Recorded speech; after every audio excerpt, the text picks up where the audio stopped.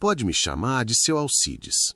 Tenho 86 anos, 2 joelhos ferrados, 3 hérnias de estimação e uma memória que insiste em não me deixar esquecer certas coisas. Já vivi mais do que devia. Vi gente nascer, morrer, sumir, mentir e fingir que não sabia. E hoje, depois de tanto tempo calado, resolvi abrir a boca. Não para me fazer de coitado, nem para arrancar lágrima de ninguém, mas porque tem coisa que pesa tanto que começa a vazar pela pele se a gente não cospe logo. Eu fui órfão, daqueles bem pequenos. Minha mãe morreu num parto que não era meu, de um irmão que nem nasceu direito.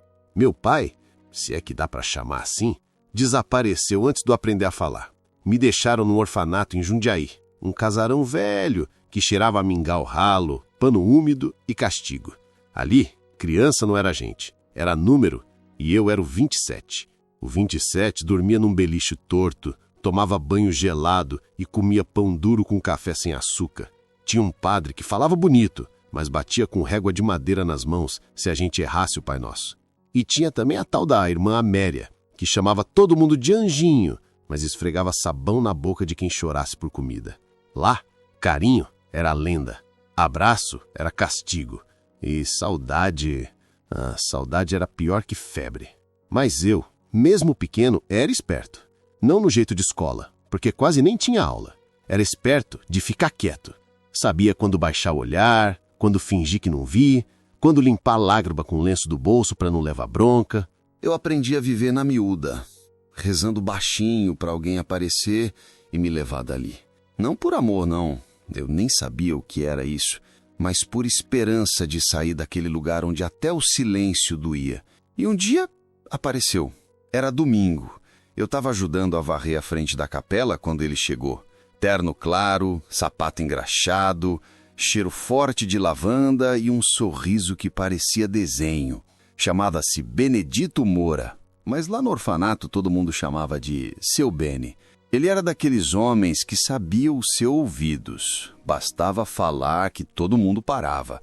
Frequentava a igreja, ajudava nas festas de São João, doava roupa, doava brinquedo. Um homem bom, segundo o padre. Naquele dia, ele chegou com um pacote de balas e perguntou qual era o 27. Eu, bobo, levantei a mão.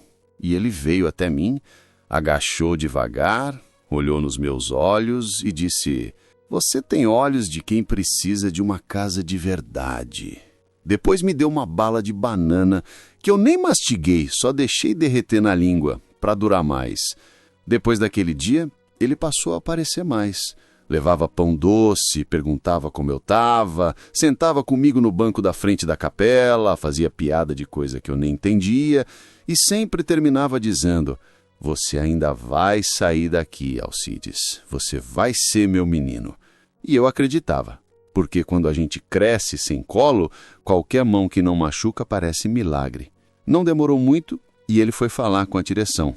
Disse que queria me adotar, que sempre quis ter um filho, que morava sozinho numa casa espaçosa, com jardim e tudo, que tinha condições, que sabia educar, que era temente a Deus. O padre quase chorou de emoção. Disse que Deus tocava o coração dos justos, que eu era um sortudo, que eu devia agradecer todos os dias por aquele presente. E assim, com um papel assinado e um tapinha nas costas, fui entregue para ele como quem entrega um pacote bem embrulhado.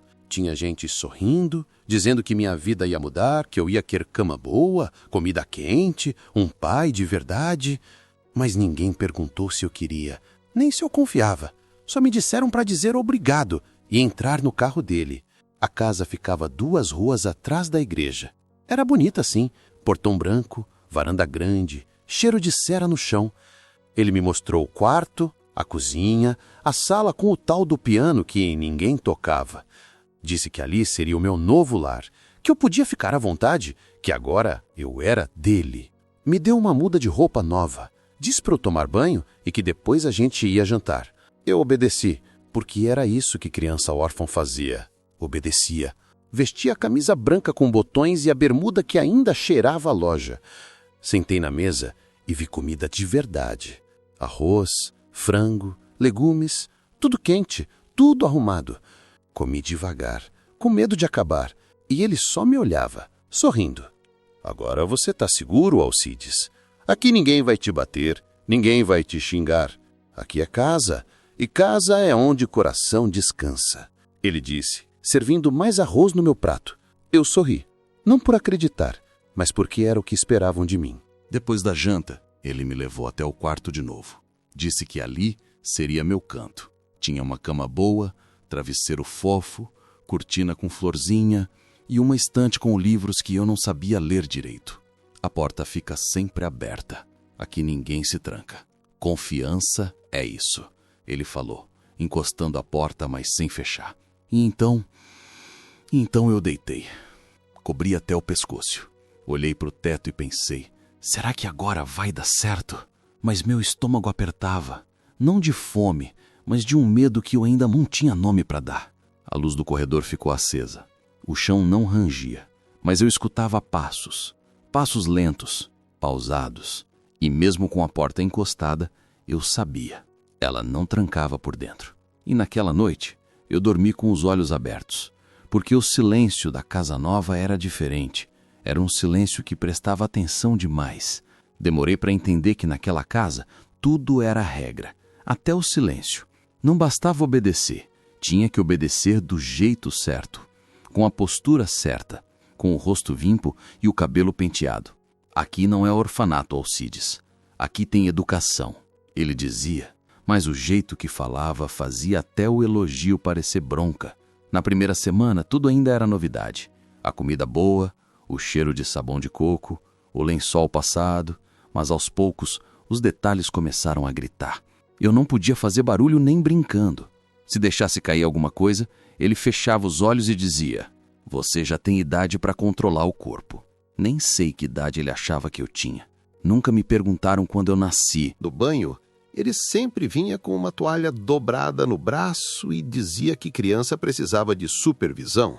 No começo ele só ficava do lado de fora, falando para eu lavar atrás da orelha, entre os dedos. Depois passou a entrar com uma desculpa qualquer. Dizia que ia ver se a água estava boa, mas a água já estava ligada. Depois vinha com escova e sabonete na mão. Deixa o pai te ajudar.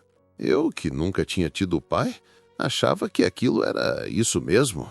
Um homem olhando, tocando, dizendo que era pro meu bem. Só que não era um toque qualquer. Era como se cada gesto dele quisesse dizer mais do que dizia.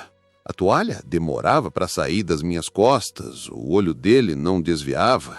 Eu sentia vergonha, mas também medo de não agradar. Ele me dava tudo, não dava? A rotina era sempre igual. Acordar cedo, arrumar a cama com as dobras que ele ensinou, café da manhã em silêncio. Depois ele ia para trabalhar, ele mexia com documentos, vivia de gravata. E eu ficava em casa. Não podia sair, nem ir até o portão. Rua é lugar de criança perdida. E você não é mais órfão. Quando ele voltava, trazia sempre algum doce, uma fruta. Dizia que pensou em mim, que ninguém mais pensava, só ele. E me chamava para escovar o cabelo. Sentava eu na cadeira da sala e vinha com aquele pente de madeira, devagar, puxando cada fio como se estivesse esculpindo. Você tem cabelo de artista, ele dizia, e sorria. Aí veio a poltrona, a bendita da poltrona azul. Fofa, funda, quase engolia a gente. Toda noite, antes de dormir, eu era obrigado a sentar nela. Ele apagava as luzes, deixava só o abajur aceso e se sentava no sofá de frente. Pedia para eu contar como foi o dia, o que eu senti, se eu tinha pensado em alguma coisa errada. Eu achava estranho, mas falava, sempre no diminutivo, sempre devagar, e no fim ele vinha até mim, ajoelhava na frente da poltrona e pedia um beijo na testa. Mas não era beijo de criança. Ele segurava minha nuca, fechava os olhos e ficava ali, parado, com a boca colada na minha pele, como se rezasse. Às vezes até suspirava. Teve uma noite que eu espirrei e ele se irritou. Disse que eu não podia ficar doente, que um filho doente era sinal de má criação, que eu tinha que cuidar melhor do corpo, que corpo era templo e eu devia respeitar. Eu pedi desculpa. por espirrar. E foi nessa época que ele começou a fazer perguntas. No começo, era só coisa boba. Já sonhou com o que hoje? Você sente alguma coisa diferente no corpo? Depois ficou mais direto. Já sente vontade de tocar em si mesmo? Você sabe o que é desejo? Eu não sabia, mas não podia dizer que não. Tinha medo de parecer burro ou ingrato. Uma noite, ele disse que precisava ver se eu estava crescendo do jeito certo, que ia medir meus braços, minhas pernas, para comparar com os livros. Eu fiquei de cueca, ele com uma fita métrica. Mas não era só medir. A fita parava onde não devia, a mão dele demorava, e os olhos pareciam procurar resposta onde só devia haver inocência. Eu comecei a fingir que não via, que não sentia, que era normal, que era cuidado. Afinal, ele me dava tudo, e eu só queria continuar ali, porque mesmo doendo por dentro, doía menos do que o orfanato. Mas a cabeça começou a pesar, o corpo ficou tenso, eu suava de noite, tinha medo de tossir e comecei a ouvir coisas, sussurros, respirações que não eram minhas. E sempre a poltrona azul, sempre o beijo demorado, sempre o mesmo "você é tudo que eu tenho". Teve uma vez que ele chegou do trabalho com um presente, uma camisa nova. Disse que eu estava virando rapaz, que eu tinha que aprender a se vestir bonito, e me fez experimentar na frente dele, sem camisa por baixo, só ele olhando e eu tremendo. Naquela noite, o beijo na testa demorou ainda mais. A mão dele ficou no meu queixo, apertando devagar. E ele disse: "Você é meu, só meu, sempre será". Eu respondi com um aceno. Queria correr, mas para onde? E então teve a noite que marcou. Eu já estava deitado, coberto, com os olhos quase fechando, a casa em silêncio, só o tic-tac do relógio da sala. Ouvi a maçaneta girar, devagar. O coração disparou. Fingi que dormia. Ele entrou. Passos leves. Se aproximou da cama. Eu senti o cheiro do perfume. Lavanda. Sempre lavanda. A cama afundou um pouco. Ele sentou. "Só vim ver se você tá bem", sussurrou com a voz doce. Mas ficou ali e começou a dizer coisas. Coisas que eu não entendia. Palavras soltas. Promessas. "Você me entende, né? Você sente também, né? A gente é igual". Eu queria gritar, mas fingi dormir, porque gritar talvez fosse pior. E ali, com o corpo tenso, olhos fechados, eu percebi que o perigo nem sempre grita. Às vezes ele sussurra, devagarinho, bem perto do seu ouvido. E se você chegou até aqui, não se esqueça de se inscrever no canal, deixar o seu like e de me dizer de onde é que você está me ouvindo. Eu lembro que escrevi a carta com o lápis velho que achei na gaveta da cozinha. Papel peguei atrás de um caderno de receitas. Escrevi torto, com a mão tremendo e o coração mais ainda. Era para Dona Ernestina, a única no orfanato que às vezes dava um pedaço de pão escondido ou passava a mão na cabeça da gente quando ninguém via. Eu não sabia o endereço dela. Só escrevi um nome, a cidade e um "por favor, entregue para a senhora que cuida das crianças do orfanato". Na carta, eu disse que estava numa casa boa, com cama quente e comida de verdade. Mas também falei que tinha coisa esquisita, que eu sentia um aperto no peito toda noite, que meu pai novo gostava demais de me olhar e de me tocar. Escrevi baixinho. Ele me dá banho mesmo eu podendo sozinho. Risquei 2 vezes, mas deixei. No final pedi: "Se puder vir me visitar, venha, mas não conte para ele". Eu achei que era normal, já estava acostumado a ouvir coisa estranha. Só que quando ele tirou a carta do bolso da bermuda, aquela mesma bermuda que ele mandava eu usar sempre, a mais apertada, o sangue sumiu do meu rosto. Ele olhou o papel, não leu em voz alta, só passou os olhos. Depois me olhou com uma calma que dava mais medo do que grito. "E você ia mandar isso, Alcides?" Tentei inventar, dizer que era redação, que era brincadeira, mas minha voz nem saía direito. Você é meu agora, só meu. Isso aqui, ele ergueu a carta, não combina com confiança, não combina com amor. Rasgou em 4 pedaços e disse que eu não precisava mais pensar em ninguém, que ele ia me dar tudo, tudo que eu precisava. A partir daí, a rotina mudou. Ficou mais apertada, mais silenciosa. Ele começou a me acordar mais cedo, mandava eu trocar de roupa na frente dele para ver se estava crescendo direitinho. Dizia que era importante para o desenvolvimento. O banho virou regra diária, mesmo quando eu dizia que já tinha tomado. Ele entrava no banheiro, sentava no banquinho e me mandava repetir os movimentos, lavar direito, abrir os braços. Às vezes vinha com a toalha ainda seca, passava nas costas, no pescoço e falava abaixo. Você é o menino mais bonito que eu já vi. Tinha hora que dava vontade de sumir, mas também tinha aquele medo de perder o pouco que eu achava que tinha conquistado. Afinal, ele me dava comida, dizia que me amava, dizia que ninguém mais me queria, e quando a gente cresce sem nada, até isso vira ouro. Começaram as tais provas de amor. Era assim que ele chamava. Dizia que quem ama confia, que filho de verdade não tem vergonha. E pedia para tirar a roupa e ficar em pé na frente do espelho enquanto ele observava. Às vezes só olhava, outras vinha perto, botava a mão no meu ombro, na cintura, no queixo. Dizia que eu tinha formato de artista, que Deus me fez bonito demais. Eu fingia que estava em outro lugar. E ele falava, não precisa se envergonhar, isso é amor, é cuidado. Depois vinham os abraços, longos, silenciosos.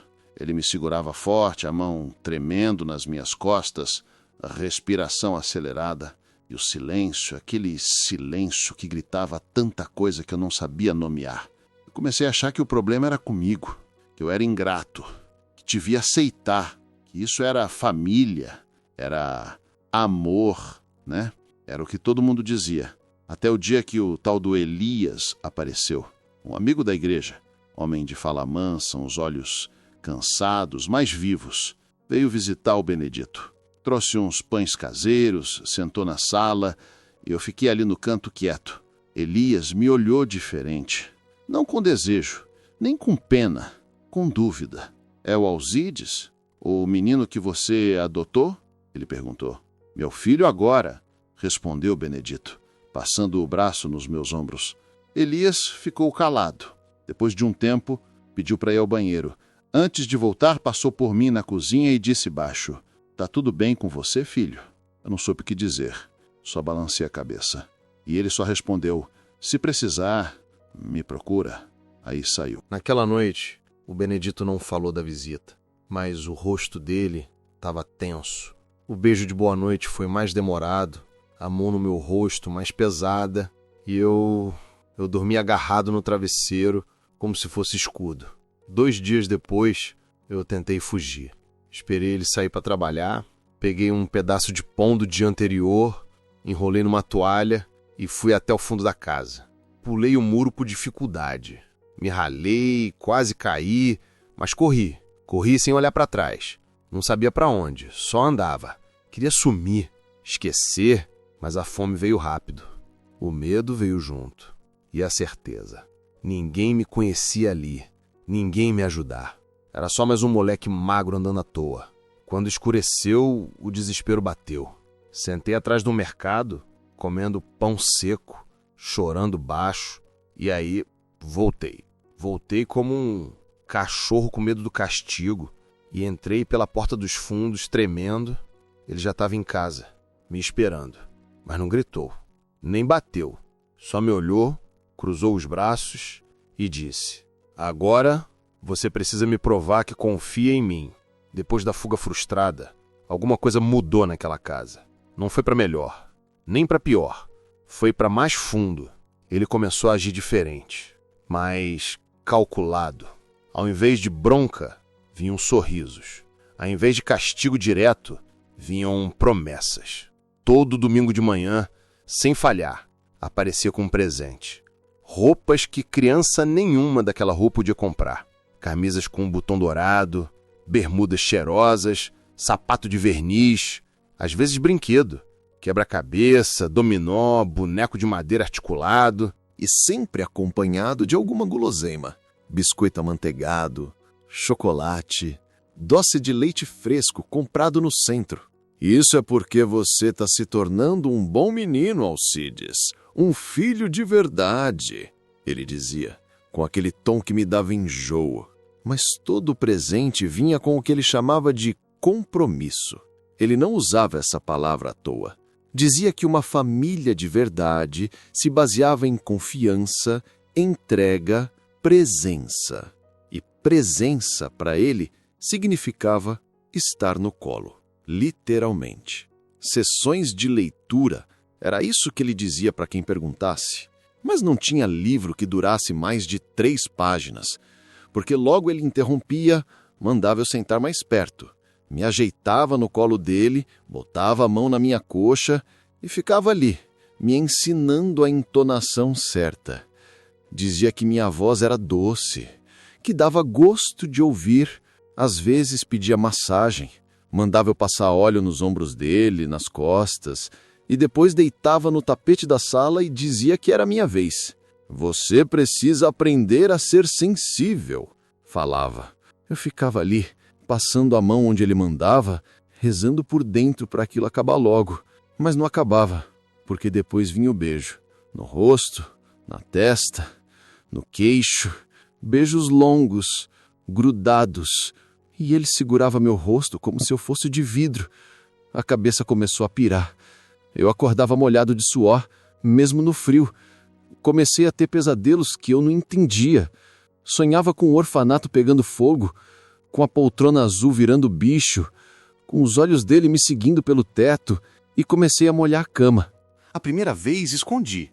Troquei o lençol, enrolei e joguei no fundo do cesto de roupas. Mas ele percebeu. E não disse nada. Só ficou 2 dias sem falar comigo.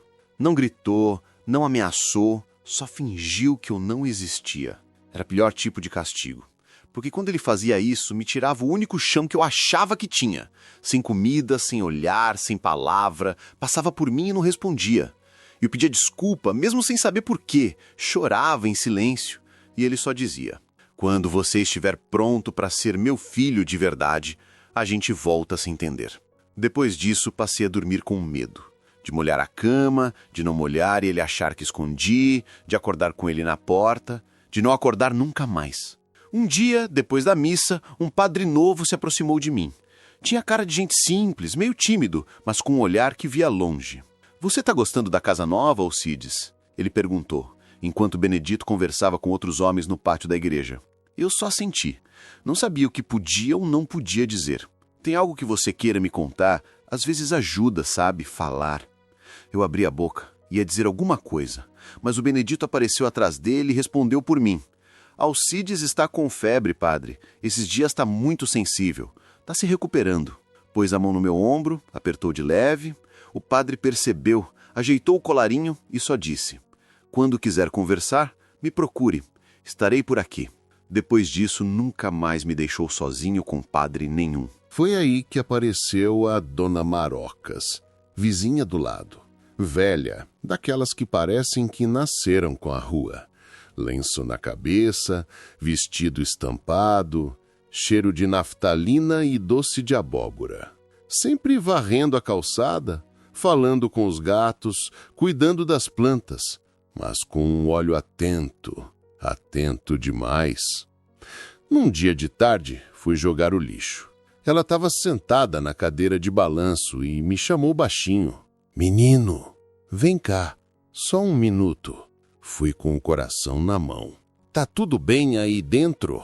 Assenti, olhando para o chão. Você come bem? Assenti de novo.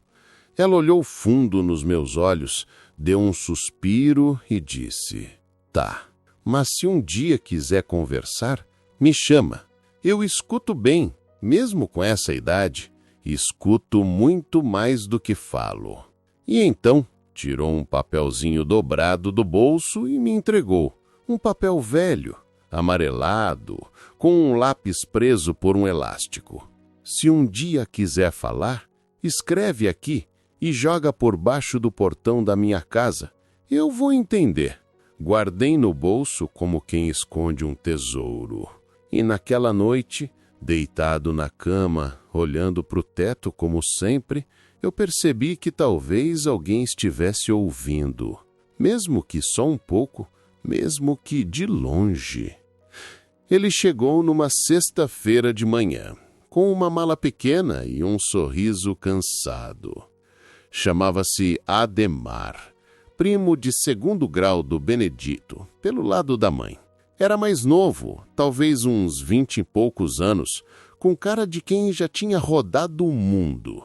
Calça amarrotada, camisa de botão meio aberta e um jeito meio desconfiado, de quem observa antes de falar. O Benedito o recebeu com aquele falso entusiasmo de sempre. Braços abertos, palmadinhas nas costas, uma risada que parecia ensaiada.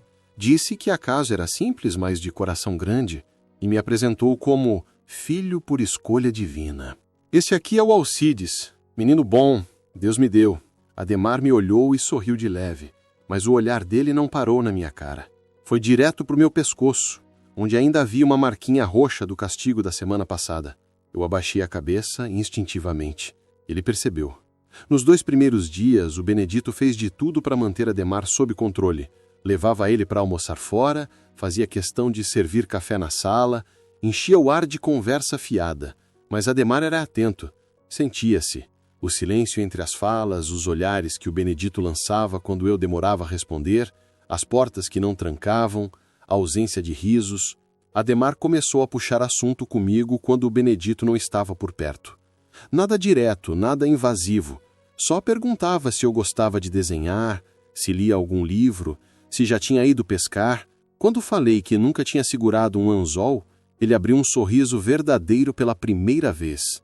A gente vai consertar isso amanhã. Tem um rio ali atrás do morro. A água é fria, mas os peixes são valentes. O Benedito ouviu e não gostou. Ele não está acostumado com essas coisas, Ademar. É mais caseiro, frágil. Todo menino precisa sentir o barro, primo. Ainda mais um que carrega o mundo no olho, respondeu Ademar direto para mim. No dia seguinte, fomos, só eu e ele. Caminhamos até o rio, com vara emprestada e 2 iscas secas. Ele falava pouco, me ensinava mais com gestos. E, depois de um tempo, sentamos numa pedra para descansar. Alcides, ele disse, sem me olhar. Tem alguma coisa aqui que te deixa com medo? Minha mão tremia no cabo da vara. Fiquei quieto. Medo de dormir? De falar? De errar? Pisquei forte, tentando segurar a vontade de chorar. Às vezes, de noite, parece que a casa escuta. Falei, quase sem som. Ele assentiu devagar e disse só, eu também já morei numa casa assim. A volta foi silenciosa, mas leve. Pela primeira vez em muito tempo, senti que alguém via alguma coisa além da máscara que eu era forçado a usar. Só que o Benedito também viu. Não demorou nada para mudar o clima. Naquela noite, fui proibido de sair do quarto. Ademar comeu sozinho na sala. O Benedito trancava a porta da cozinha. Desconfiava até do vento. Falava com frieza, com palavras afiadas e doces ao mesmo tempo. No terceiro dia, Ademar foi embora, sem se despedir. Só escutei o carro arrancando no portão e o silêncio voltando a morar dentro da casa. Depois disso, as cortinas passaram a ficar fechadas. A caixa de correio sumiu. As visitas cessaram. Até o padre deixou de aparecer. Era como se o Benedito tivesse puxado uma cúpula por cima da gente. E eu fiquei doente. Primeiro veio a tosse, depois a febre, tão alta que eu via tudo borrado. Tremia inteiro. Não conseguia levantar da cama. Pedia água e ele só dizia, descansa que vai passar. Não quis chamar médico. Disse que menino precisava de resistência.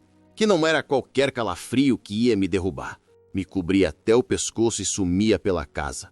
Eu escutava passos, vozes que talvez nem existissem, e suava frio mesmo no cobertor. A febre aumentou. Comecei a deleirar. Misturava sonho e realidade. Vi o orfanato pegando fogo, a dona Marocas chorando, o Ademar me chamando de dentro do espelho. E falava. Falava tudo que eu nunca disse em voz alta.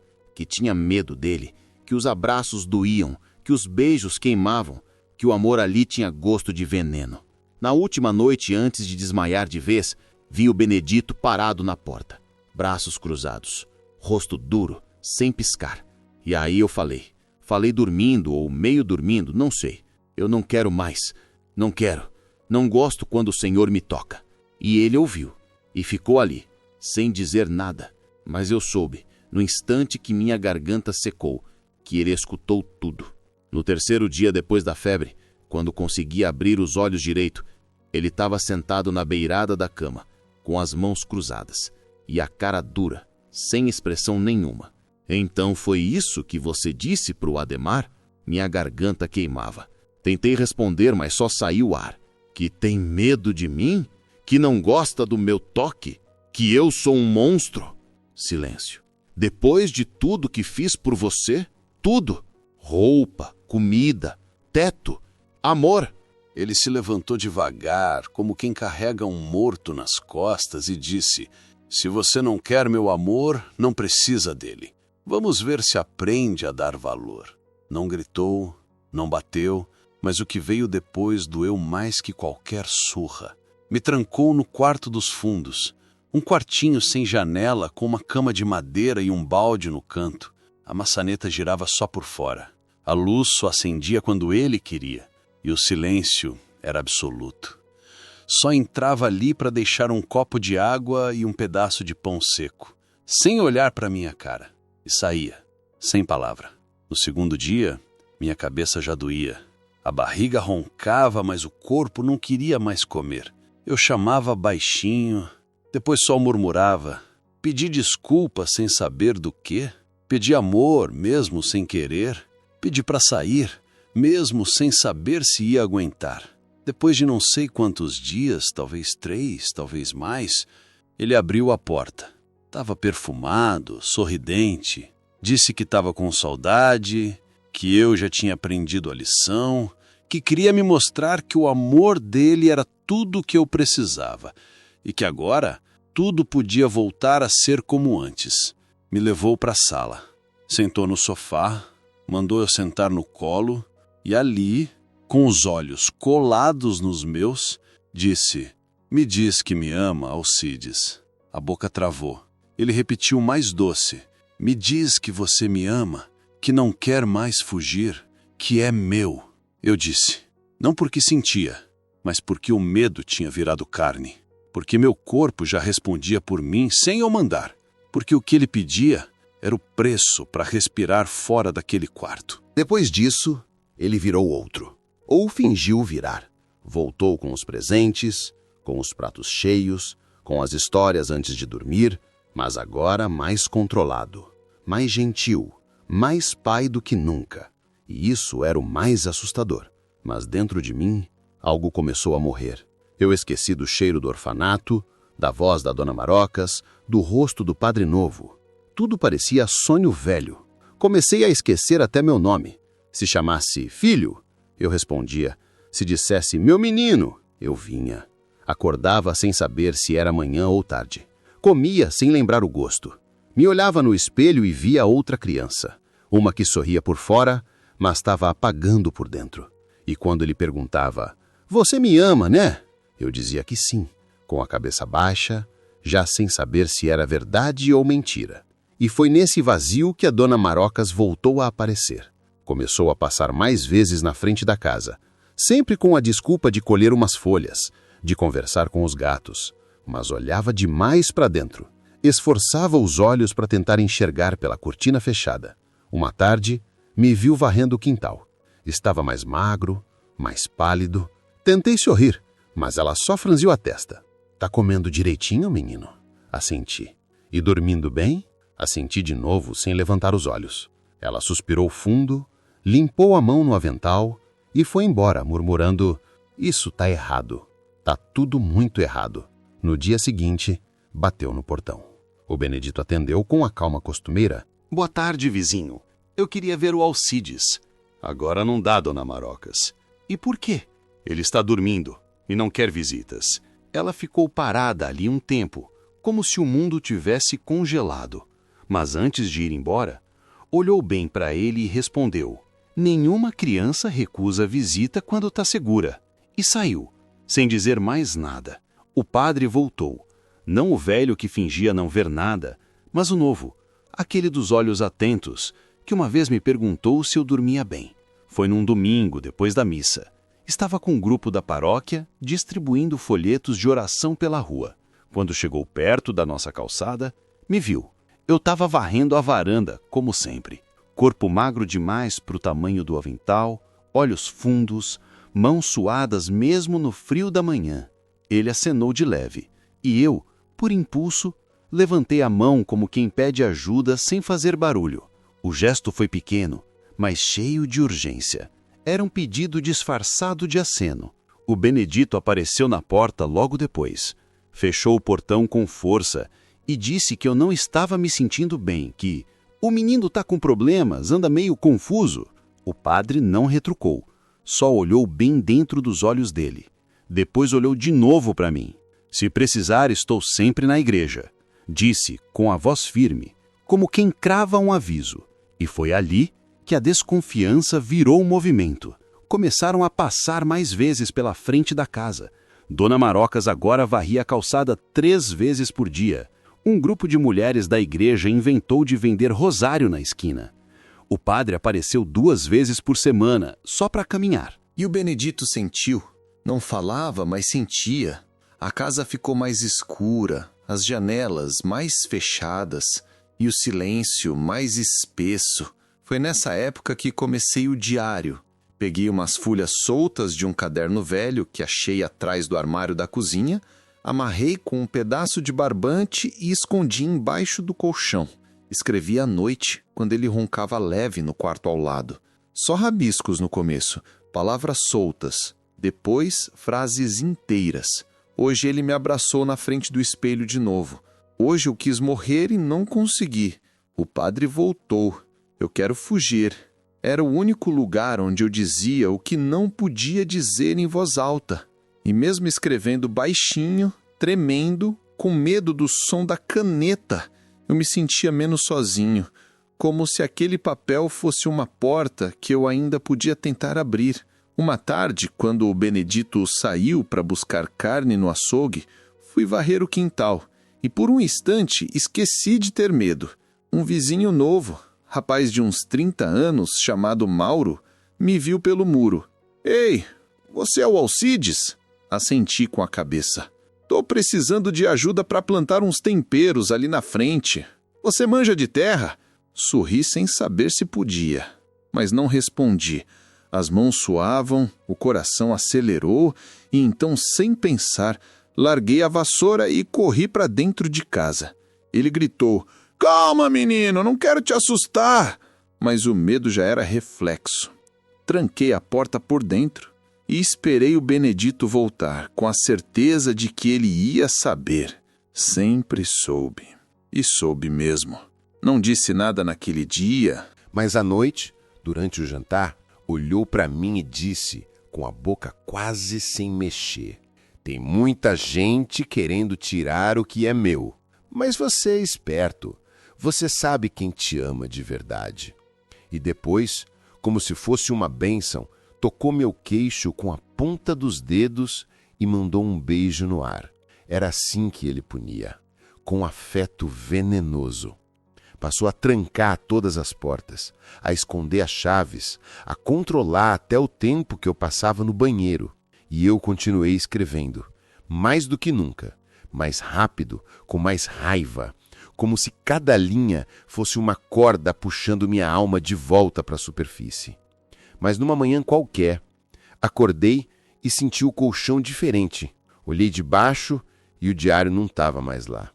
Vasculhei tudo, debaixo da cama, atrás do armário, até dentro do sapato velho onde às vezes escondia migalhas. Nada. Meu coração quase parou. Alguém tinha entrado. E o silêncio daquela manhã era o tipo de silêncio que vem antes da tempestade. O tempo passa dentro de uma casa fechada de um jeito que ninguém de fora entende. Não tem calendário, nem estação, nem aniversário. Só o barulho do próprio corpo crescendo. E eu cresci. O espelho não mentia mais. Ombros mais largos, voz mais pesada, rosto se alongando. Era como se eu começasse a deixar de ser criança à força, mesmo sem querer. E Benedito, ele percebeu antes de mim. Mudou o jeito de me tocar. Não era mais com aquele afago de pai carinhoso. Era outra coisa, mais lenta, mais pesada, mais enjoada. Os beijos sumiram da testa e passaram para o pescoço. As palavras também mudaram. De meu menino virou meu homem. De filho passou para você é o único que me entende. Começou a falar de amor, mas não aquele que a gente vê em desenho, em livro de oração. Era outro, escuro, torcido. Dizia que Deus não tinha regras para quem se ama de verdade, que o mundo era cruel, mas que nós dois tínhamos um segredo puro. Eu ouvia calado, mas dentro da cabeça algo quebrava. As conversas eram cada vez mais erradas. Ele sentava do meu lado na hora da janta, encostava o joelho no meu, passava a mão no meu braço, no meu rosto e dizia: "Você sente também, não sente? Esse calor que vem do peito. É isso que homem sente quando ama homem." Eu apertava os dentes, ficava duro como estátua. E quando ele via que eu não respondia, ria e dizia que era só timidez. Uma noite, veio com um vinho. Disse que era especial, que a gente precisava celebrar nossa evolução. Me serviu meio copo, mandou eu brindar. Bebi por medo e aquilo desceu queimando. Foi nessa mesma noite que tudo estourou. Eu estava no quarto, fingindo dormir, quando ele entrou sem bater. Sentou na bena da cama, botou a mão na minha perna e disse: "Você sabe que agora é diferente, né? Você não é mais criança. Você entende o que significa amar. O que é dividir corpo, alma, pensamento." Ele se aproximou, eu me afastei, ele puxou minha mão, eu tirei, e quando ele tentou me abraçar, eu empurrei com força, forte demais. Ele caiu de lado, bateu a cabeça no canto da cômoda. O barulho ecoou na casa toda, e eu me levantei com o coração rasgando o peito. "Eu não quero mais isso", gritei. "Eu não sou seu, nunca fui." Ele ficou no chão, segurando a lateral da cabeça, um filete de sangue escorrendo, mas o olhar era de puro ódio. "Você é meu", gritou levantando devagar, como um bicho ferido. "Você me deve a vida. Você estava jogado no mundo, era nada. Eu fiz você." Eu saí correndo para o corredor, mas ele veio atrás. Me pegou pelos braços, me puxou para ele, forçou um abraço tão apertado que parecia sufoco. Eu sentia o peito dele vibrando de raiva e o meu só pedia ar. "Eu te amo", ele sussurrava no meu ouvido, como se isso justificasse tudo. Quando me soltou, eu caí no chão, sem força nas pernas, e ele chorava, mas não era choro de tristeza, era choro de posse, de desespero. Depois disso, sumiu por 2 dias. Só voltava à noite, me deixava comida fria, evitava me encarar, e eu comecei a planejar. Mas o plano acabou antes de nascer, porque na sexta-feira ele chegou com outro. Era um menino, mais novo, mais frágil, com uma malinha de pano e os olhos arregalados. "Esse é o Jaiminho", disse o Benedito, com um sorriso que me enjoou. "Vai ficar um tempo com a gente, vai aprender com você a ser um bom menino." O chão sumiu. O menino me olhou com medo, mas ainda sem saber do quê. Eu sabia. Eu vi no corte de cabelo, na roupa limpa demais, no chinelo gasto. Era eu, anos atrás. Tentei falar com ele na cozinha. "Você tem família?" Ele só balançou a cabeça. Ele falou que ia me dar um lar, que aqui eu ia ser importante. Senti a náusea subir. Virei pro lado. Fui até o quarto e tranquei a porta. Me deitei no chão. Tremia como no dia da febre. De noite, escutei risadas na sala. Vozes do Benedito dizendo que Deus me deu outro presente. Então eu entendi. Entendi tudo. Ele nunca me amou. Nunca quis me proteger. Nunca me viu como filho. Eu fui só o primeiro brinquedo. Quando Jaiminho chegou, algo no meu peito apertou. Vi nele meus próprios pedaços rachados, a mesma fome de abraço, o mesmo medo noturno de estar errado. Ele me olhava com esperança, como se tivesse sido escolhido para algo bom.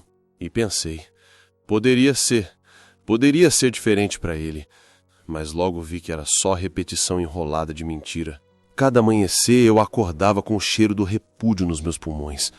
Ver outro menino entrar naquele ciclo me fez sentir remorso. Remorso por mim, remorso por ele, remorso por todos os meninos que ainda viriam. Porque sabia que Benedito não mudaria, só mudaria a vítima. Então comecei a planejar. Fugir. Não só fugir das paredes, fugir da mente. Às vezes pensei em algo que me aterrorizava. Matar o homem. Era raiva que queimava tudo por dentro. Raiva que dizia, se ele vai destruir crianças, que alguém faça justiça. Mas também pensei em sumir, desaparecer, me tornar vento. Sair da casa dele, da cidade, da lembrança. Mas fugir parecia impossível. Tinha a porta trancada, tinha a chave escondida, tinha medo de errar, medo de não conseguir, medo do que veria do lado de fora. Medo de ninguém acreditar, medo de nada e de tudo. Tentei falar com a vizinha, Dona Marocas. Como sempre fiz, joguei bilhete debaixo do portão dela. Preciso sair, está doendo demais. Mas descobri que ela havia morrido. Morreu dormindo, disseram os gatos da rua. Eu nem sabia quando. A visita das mulheres da igreja comentou na calçada. A Dona Marocas se foi. E a casa dela, aquele velho lar escondido de escuta e cuidado, ficou vazia. O papel sem resposta ficou no bolso por semanas. Pesado demais. Jaiminho, coitado, acreditava em tudo que Benedito dizia.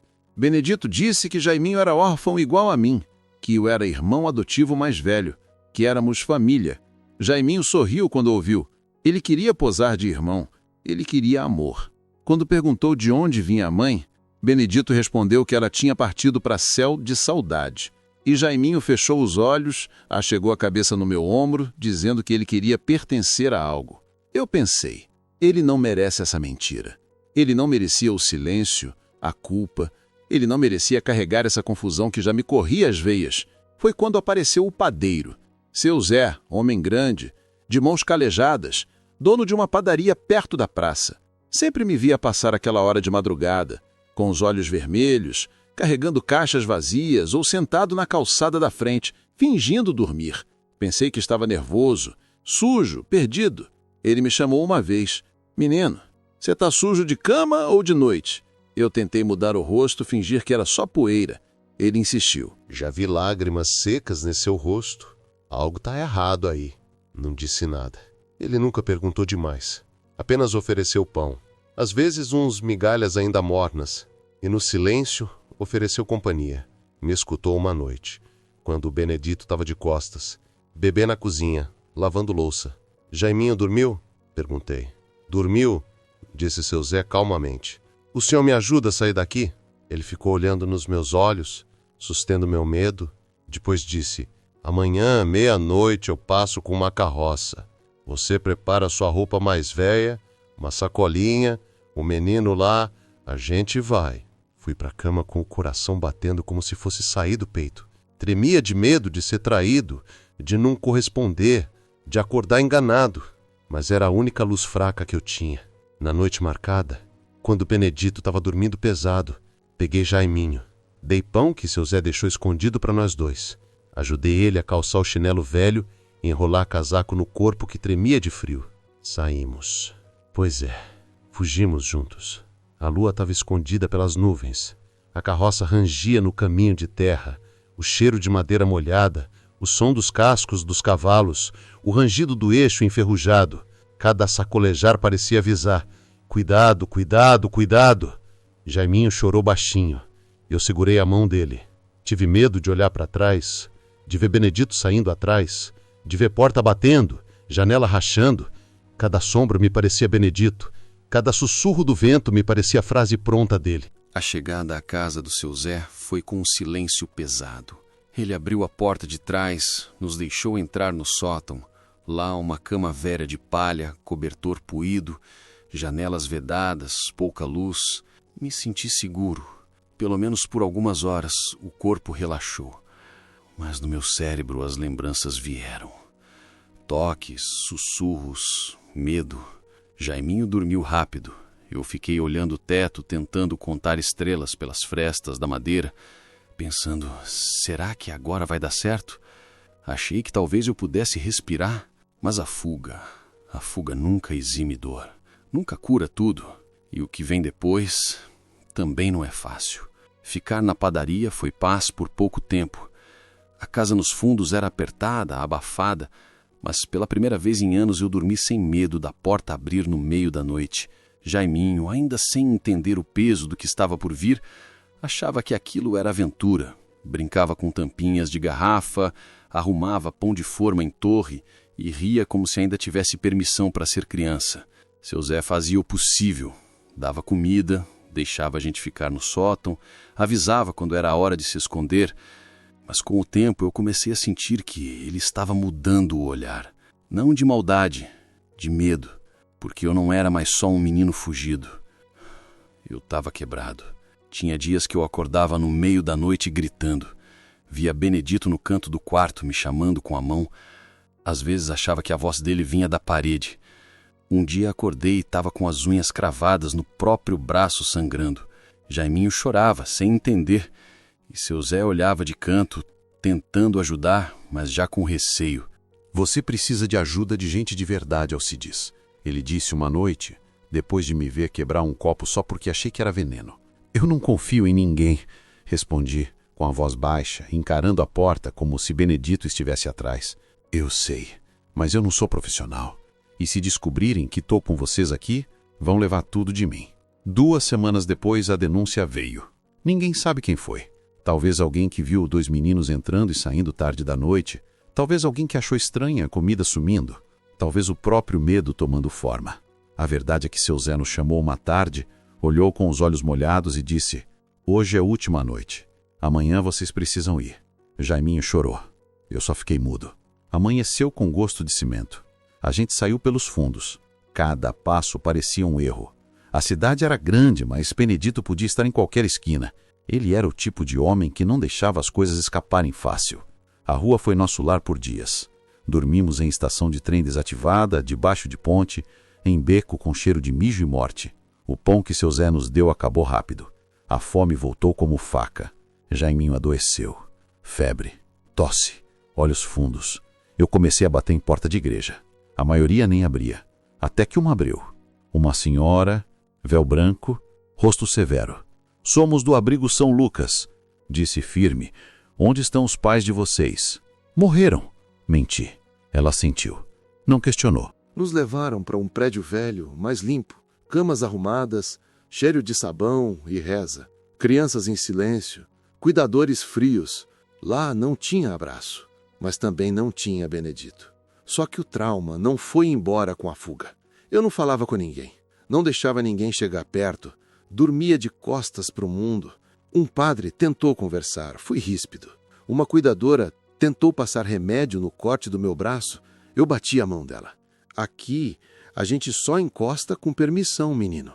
Ela disse com calma, mas para mim, todo toque era armadilha. Jaiminho melhorava. Era mais leve, mais novo, mais esperança. Fazia amigos. Esquecia. Eu não podia esquecer. Eu não confiava. Até o dia em que uma mulher entrou no abrigo para entregar roupas. Tinha cabelo grisalho, vestido florido e mãos de costureira. Caminhou até mim devagar, como quem reconhece sem ter certeza. Me encarou por longos segundos. Depois, sem pedir nada, sentou do meu lado no banco do pátio. Você se chama Alcides? Assenti. Ela respirou fundo, como quem segura as palavras há anos. Eu conheci sua mãe, a Genilda. Meu corpo congelou. Ela não riu, não chorou, só olhava. Você tem os olhos dela e o jeito do pai no queixo. Eu cuidava das roupas dela quando ela trabalhava na casa dos Andrade. Ela me mostrou uma foto tua. Você era pequeno. Chorava quando ela saía. Ela me dizia: esse menino sente tudo. Fui como um raio cortando o céu. Aquilo não era só frase. Era como se minha alma tivesse ouvido um nome que achava que nunca mais ia sair da boca de ninguém. Genilda, minha mãe. E tudo que eu achava ter enterrado, voltou. A casa da infância, o colo, o cheiro, o grito. O dia que ela desapareceu e disseram que foi febre, ou foi tristeza, ou foi Deus que levou, e agora alguém dizia que ela existiu de verdade, que me amou de verdade, que eu era parte de alguém antes de virar posse do Benedito. Naquela noite, chorei como criança, sozinho, no colchão fino do abrigo, sem saber se era de dor ou de esperança. Ela se chamava Augusta.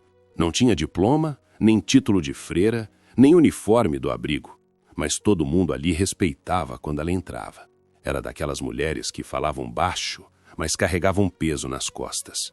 Disse que conheceu minha mãe nos tempos de faxina nas casas ricas do centro, antes da guerra engolir tudo.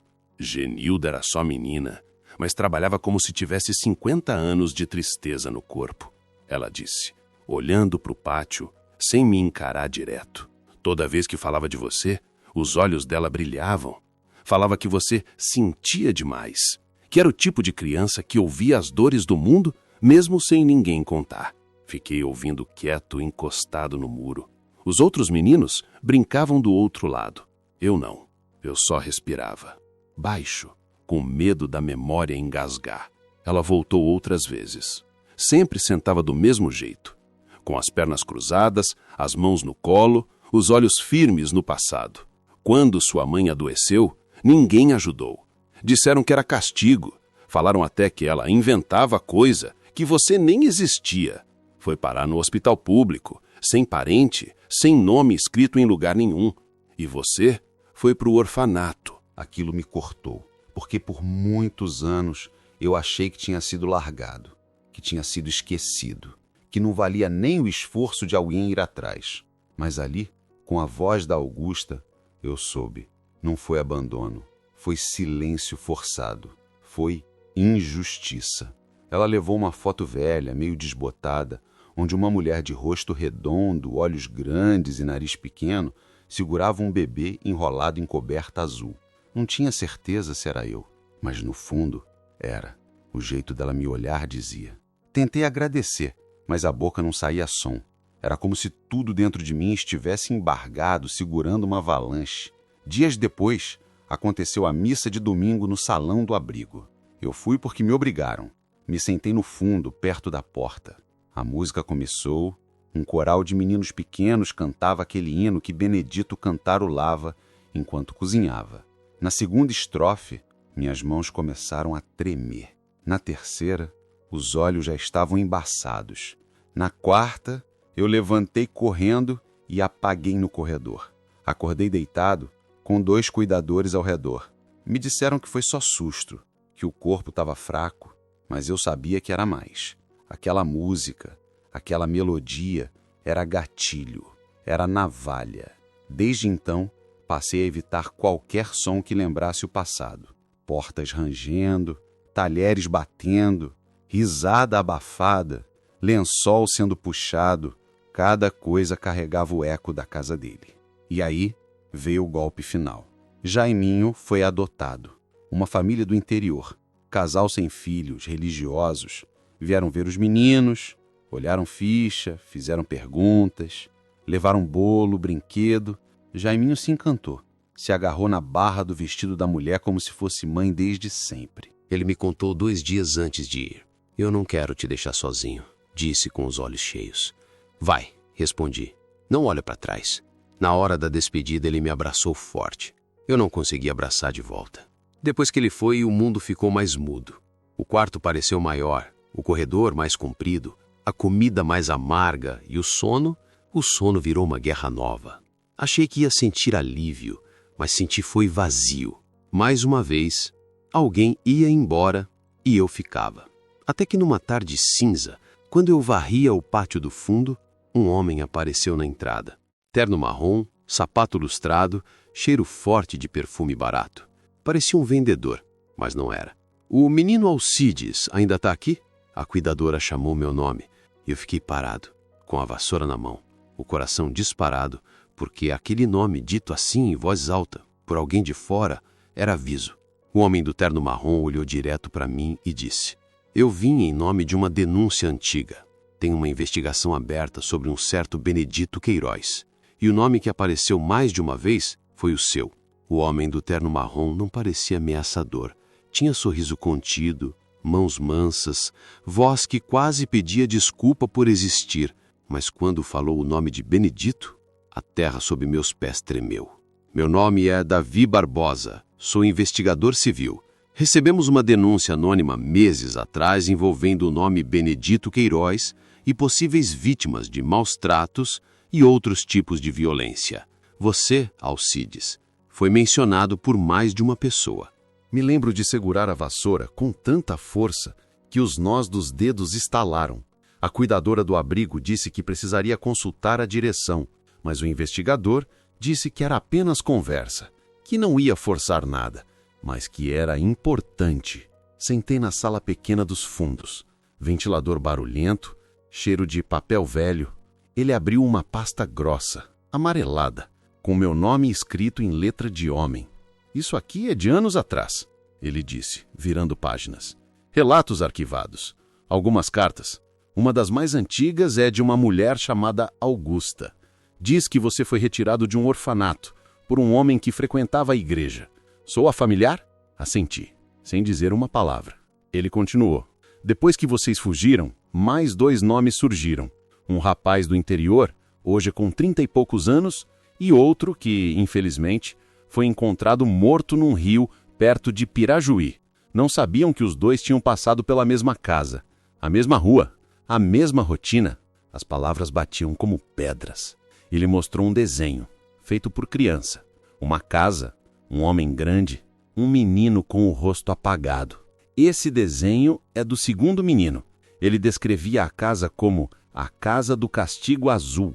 Me faltou o ar, porque azul era poltrona, a sala, um inferno disfarçado. Os relatos se repetem. Um homem sozinho, bem de vida, sempre envolvido com a igreja, sempre levando doces, roupas, oferecendo ajuda, mas nunca com parentes próximos. E as crianças, sempre órfãs, sempre caladas. Ele me olhou nos olhos. Você não precisa contar nada se não quiser, mas sua presença aqui é o último fio dessa história e pode ser a diferença para outras vítimas que nunca conseguiram falar. Eu falei. Não tudo, mas falei. Contei das regras absurdas, dos abraços longos, dos beijos no rosto que duravam tempo demais. Contei do quarto sem tranca, dos castigos silenciosos, da comida negada, da febre. Contei da poltrona, do novo menino, da fuga. Falei até onde a garganta aguentou. Depois só chorei. O investigador anotou tudo com calma, disse que abriria um processo formal, que havia outros nomes envolvidos, que Benedito era mais conhecido do que se pensava. Mas também disse que o homem sumiu. Fugiu 2 dias depois que o menino novo foi acolhido por outra família. Sumiu sem deixar rastro. Nem na igreja ele apareceu mais. Os vizinhos disseram que parecia saber que algo viria. Que fechou a casa, vendeu algumas coisas e evaporou. Aquilo me destruiu, porque uma parte de mim, por menor que fosse, ainda queria justiça. Queria ele preso. Queria ver o rosto dele atrás de grades, escutando o seu nome sendo chamado com nojo. Mas não. Ele fugiu, como sempre fez. A polícia tentou procurar. Espalharam retrato, nome, mas era 1949. As coisas desapareciam fácil, e homens como ele sabiam se esconder bem. Voltei pro abrigo com as pernas moles. As cuidadoras estavam tensas. Disseram que agora eu tinha que ser protegido, que talvez fosse melhor mudar de cidade. Me mandaram para outro prédio, longe do pátio, sem janelas grandes. Eu comecei a dormir mal de novo. Cada som era ele voltando. Cada vulto era ele esperando. E então veio a carta. Chegou dobrada, sem remetente, com o nome Alcides, escrito em letra antiga. Fiquei parado olhando o envelope. Não tinha coragem de abrir. Uma cuidadora disse que podia ler por mim. Eu disse não. Fui pro meu canto. Abri com a ponta dos dedos. Era uma folha só, escrita com a caligrafia que me fazia suar as mãos, a mesma de quando ele deixava bilhetes pela casa. Você não deveria ter saído. Foi como se a casa tivesse voltado a tremer. Mesmo longe, mesmo anos depois, mesmo em outro estado, ele ainda me achava. Ainda queria me dobrar, ainda se achava dono. Dobrei a carta, queimei ali mesmo, no fogareiro da cozinha. Mas o medo, aquele não queima fácil. Me chamo Alcides, mas pouca gente sabe. Aqui me chamam de Seu Cid, e é assim que eu prefiro. Um nome encurtado, lavado, que não carrega tanto peso. Moro sozinho num quartinho nos fundos de uma pensão. É pequeno, mas cabe meu silêncio. E o silêncio com o tempo virou meu melhor cômodo. Tenho hoje corpo de velho e alma de cativeiro. As juntas doem quando chove, o joelho estala sem motivo, os dedos tremem para segurar a caneca de café. Mas o que mais range em mim não é osso, é lembrança. Trabalho à noite limpando salas numa escola pública. Chego quando as luzes se apagam, varro o chão cheio de cascas de lápis, lixo de lanche e palavras deixadas no quadro. Às vezes acho que só entro para tirar o rastro dos outros. Eu mesmo nunca deixei nenhum. Os alunos nem me olham. E eu também não quero. Gosto de ser invisível, porque quando você já foi visto do jeito errado, passa o resto da vida querendo sumir. Não tive mulher, nem filhos, nem parente vivo que eu saiba. Tive chance de ter uma vida normal? Tive. Uma vez uma moça da feira me deu doce de leite de graça, sorrindo. Outra vez uma vizinha pediu ajuda para arrastar um armário e disse que eu tinha mãos boas. Mas eu não consegui. O corpo travou. A cabeça gritou. O passado latejou. Como é que a gente entrega o peito se ele já foi quebrado com um beijo? Fugi de tudo. Mudei de cidade 3 vezes. Morei em pensão, quarto de igreja, em alojamento de obra. Nunca assinei contrato de nada. Sempre paguei em dinheiro. Eu queria deixar o mínimo de rastro possível, porque mesmo depois de adulto, eu sentia que ele podia aparecer, com aquele mesmo cheiro, aquela voz de meu menino. O que mais doeu em mim não foi o que ele fez, foi o que ele destruiu sem tocar. Ele matou minha fome de abraço, minha sede de confiar. Ele roubou minha chance de acreditar que alguém podia me querer sem me ferir. Passei a vida dormindo com um ouvido atento, sonhando com um corredor escuro, com maçaneta girando devagar. Teve época que dormia sentado, para fingir que estava acordado se alguém chegasse. Corpo em alerta, alma trancada. Quando recebi a carta dele, já fazia anos que não ouvia o nome Benedito. Já tinha queimado as lembranças na memória 1000 vezes. Mas ele achou um jeito de furar, de voltar. Nem que fosse numa frase só. Você não deveria ter saído. Guardei aquilo como quem guarda veneno. Por uns dias achei que ele viria, que ia bater na porta, que ia me achar de novo. Depois, a notícia veio de um jornal velho. Acidente na estrada. Corpo irreconhecível. Documento falso. Possivelmente ele. Não teve velório, nem enterro, nem certeza. Mas eu me agarrei na dúvida, porque às vezes é mais fácil viver achando que o mal morreu. Anos depois, recebi uma carta diferente, dessa vez com cheiro de infância limpa. Era do Jaiminho. Tinha letra firme, certinha, papel de envelope azul claro. Dizia que estava bem, que os pais dele eram bons, que tinham ensinado a plantar horta, a cuidar de passarinho. Ele falava de mim como irmão. Disse que lembrava do dia que fugi com ele, que ainda sonhava com aquele momento, com a coragem que a gente teve. Guardei a carta por anos. Largava ela entre as páginas de um livro que nem li. Às vezes relia de noite com a mão tremendo. Até que um dia molhei com o suor dos dedos e a letra começou a borrar. Queimei, porque não queria ver aquilo apagado devagar. Hoje passo meus dias varrendo, escutando rádio de pilha, assistindo o jogo sem entender mais a escalação. Sento na calçada quando o sol não tá brabo e fico ali, só observando. Às vezes me pego olhando o menino passando de bicicleta com mochila nas costas e me pergunto se ele também sente medo de dormir, se vai crescer e virar o que eu virei, uma sombra com CPF. Tem dia que acordo e não sei se tô velho ou só exausto. Me olho no espelho e vejo 2 olhos fundos, barba rala, rugas que parecem costura mal feita, mas também vejo uma coisa que só agora entendo. Eu tô vivo, vivo, com tudo que me fizeram, com tudo que perdi, com tudo que calaram. Eu tô aqui. E se tô aqui, é porque, mesmo sem saber como, eu sobrevivi. Isso não me faz herói, não me faz forte, só me faz humano, ferido, mas inteiro o suficiente para contar. E se você chegou até aqui, ouvindo minha história, eu te peço só uma coisa. Quando alguém disser que menino mente, que criança inventa, que naquela época era assim mesmo, lembra de mim. Lembra de um menino que foi chamado de filho e virou brinquedo. De um menino que queria colo e ganhou prisão. De um velho que ainda hoje treme quando escuta um rangido de porta, mas que um dia teve coragem de sair e não voltou mais. E se você gostou desse relato, não se esqueça de se inscrever no canal, deixar o seu like e de me dizer de onde é que você está me ouvindo.